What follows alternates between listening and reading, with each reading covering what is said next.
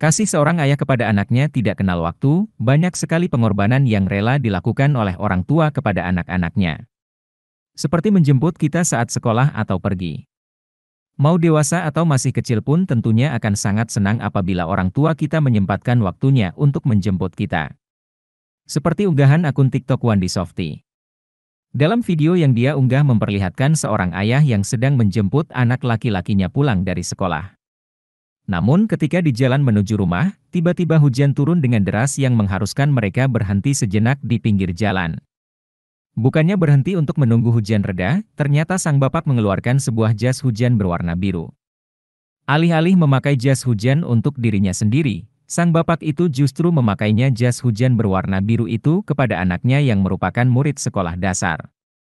Setelah sudah selesai memakainya jas hujan itu kepada anaknya, dia pun bersiap-siap untuk melanjutkan perjalanan dengan kondisi memakai baju yang sudah basah karena terkena air hujan. Unggahan tersebut sontak mengundang perhatian warganet yang terharu melihat.